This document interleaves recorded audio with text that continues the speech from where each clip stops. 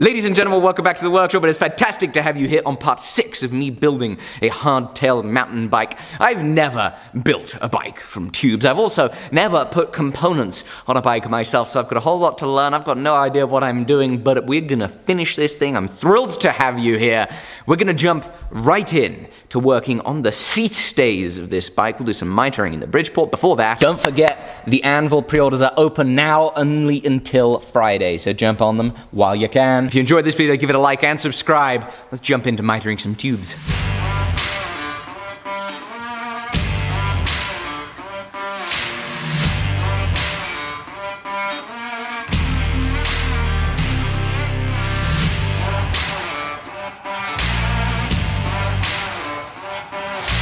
Alrighty, we used the Bridgeport. We got our miters cut for the bottom end there of the seat stays, which is great. And that would be good if it wasn't for the fact that yesterday evening I got some frantic messages from Andrew Denham of the Bicycle Academy. Of course, they provided this jig. Those guys rock, super helpful. Well, he was letting me know, hey, Alec, I think you got a mistake with your frame here. It looks like you have a bottom bracket rise instead of a bottom bracket drop. You see, the chain stays are meant to look like that green drawing, and they don't look like that. And I'm saying to myself, but my goodness, I tried really hard to make sure I actually read the instructions, because I really don't usually read instructions because I'm an idiot. And frankly, there might be good reason for me not ever reading instructions, because when I try to read them, it doesn't even work. See, I tried to read off of this for our bottom bracket drop measurement. Well, meant to read off of this plate here, which means this whole carriage needs to slide up a really long way for it to be at all near the right measurement. So we've got to cut some welds. We have our micro motor right here. I'm gonna get this spinning, cut some of these tacks, bend this up.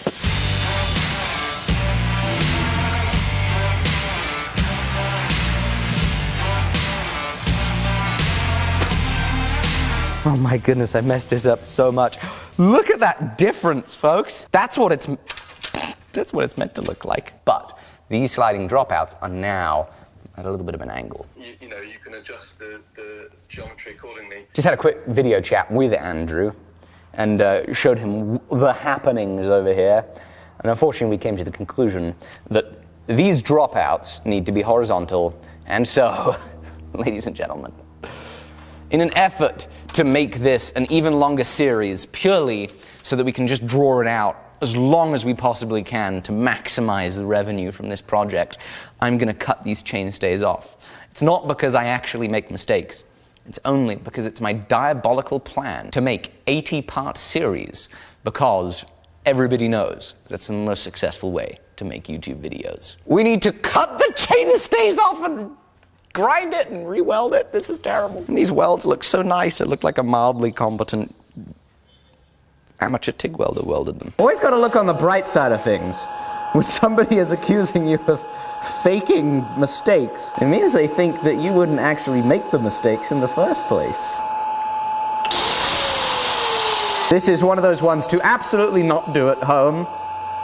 This is potentially extremely stupid, so don't follow this at all. No, don't want to do it. Changed my mind. That's too risky. I don't have a guard protecting me. You know, sometimes whenever you have to say don't do it at home to people, it means you shouldn't do it at home yourself. For goodness sake. I notice that I'm frustrated because I got to start again, and so immediately I start doing unsafe things. No! I messed it up already. Check this out. Already made a mistake. The hope was that I can really follow those weld beads neatly. I couldn't. I cut in, so it might mean we need to start with a new chainstay. Hopefully it doesn't. I'm going to use that burr. I think I'm going to have the most control with it. Hacksaw! Why didn't I think of a hacksaw?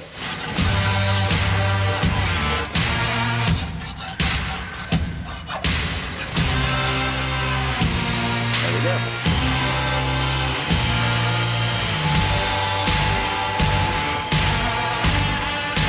Okay, let's see what we like distance-wise. Nope, that is some serious gappage. That is London look gappage. Front teeth a mile apart. Sounds like we are gonna need to start on new chainstays. You stop rolling, right? Mm-hmm. Okay, good. I think this will be a good way to stretch it out. Probably get another couple episodes out of this. What do you think? Yeah, I think so. As long as we like screw up on the next couple steps as well. Yeah. Okay, so we can check off chainstay mess up number 2 off the list. Sweet. We'll make sure we mess up on the seat stay. Cram a few extra episodes out of this series, really make sure we can milk it, you know. I think the expression milk it like a cow is going to be very appropriate for this project. Get everything we can get out of it, make as many mistakes, and there we go. Good stuff. All right, Yeah, sweet. let's make new chainstays, eh? Awesome.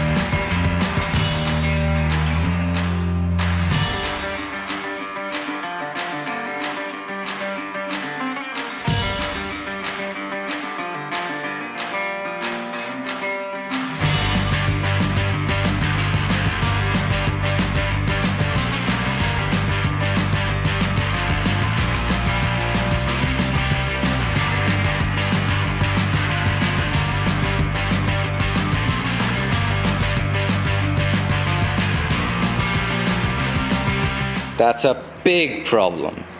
Just a huge, big problem.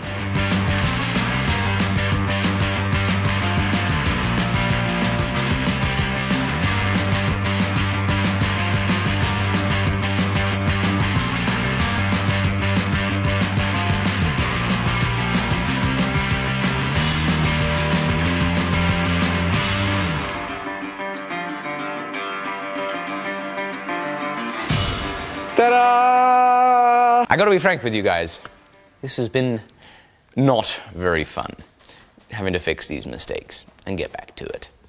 It's all fun and games until you actually do mess up the seat stays and need to start again. But those seat stays are now tacked in place. We indeed have tire clearance, and that means we need to fully weld it, being careful of our weld sequencing to make sure that we're not warping things too much.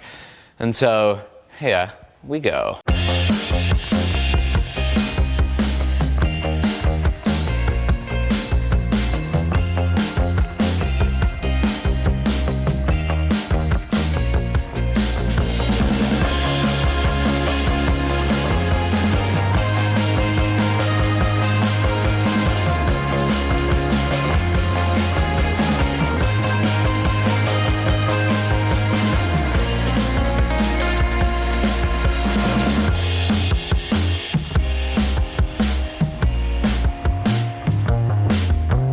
The frame is welded together. A wheel gets in the rear. The welds look half decent. Every major structural component that we need welded on this bike is there. We just have to do some of the finishing touches. So of course, a bike with gears needs cables to operate the gears. A bike with hydraulic disc brakes needs cables to be able to push the hydraulic fluid to actuate the disc brakes. And so part of what we need to do is we need to sort out cable routing for the frame. So the cables for the rear derailleur and the hydraulic disc brake will be on the outside, but for this, which is a dropper post, cable needs to be on the inside of the seat tube.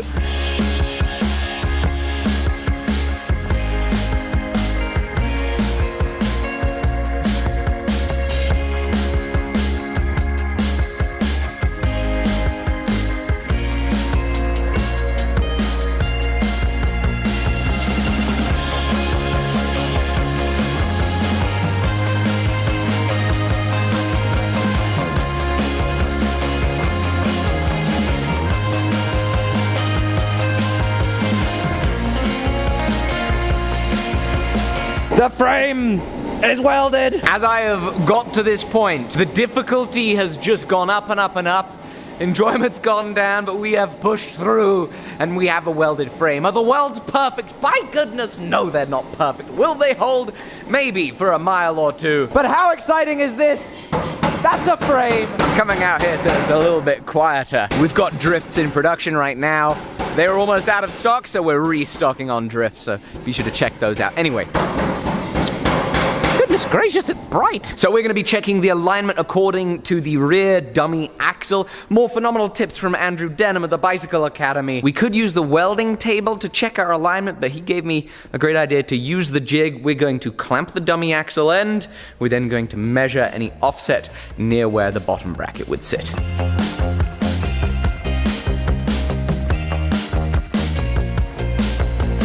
The measurement we're looking for is 13.3, 13.28. Come down here, we pull the measurement to the bottom bracket. I think that's good enough.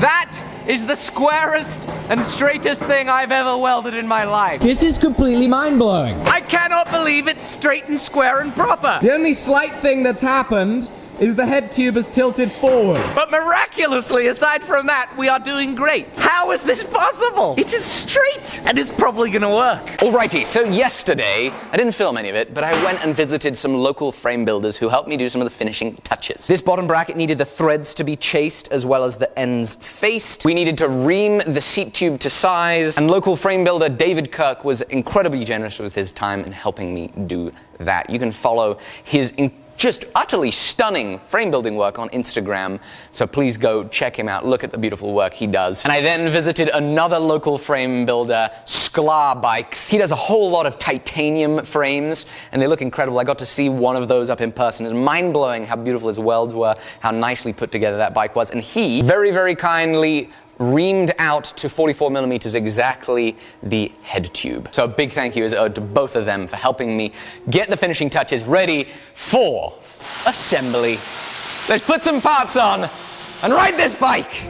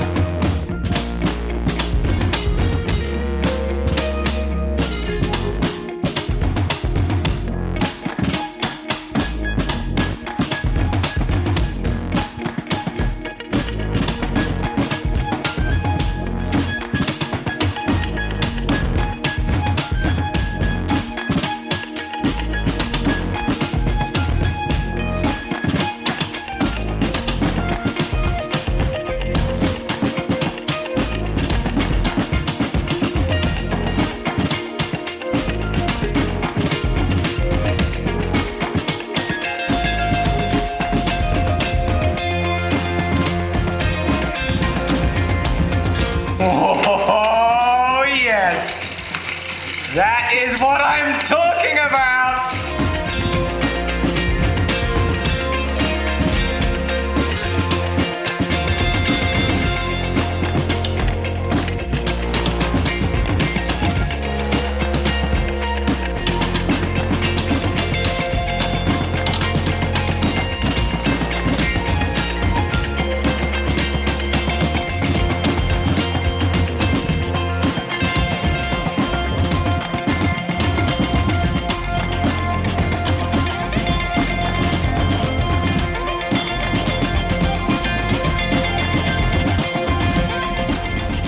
It, folks.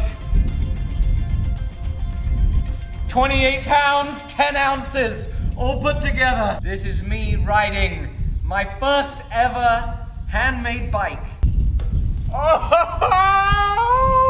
Oh my goodness, it works! Woo! This is incredible! This is awesome! This is just amazing! I think it is time to take it into the hills for a proper test.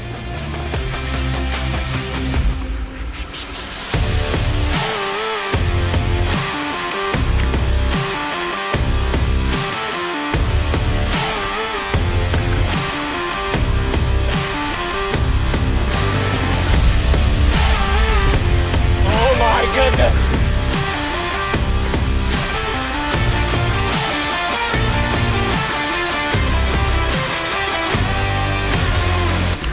There we go. There we go. Oh my goodness.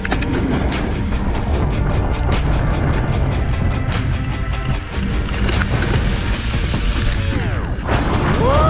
That's it! Yeehaw!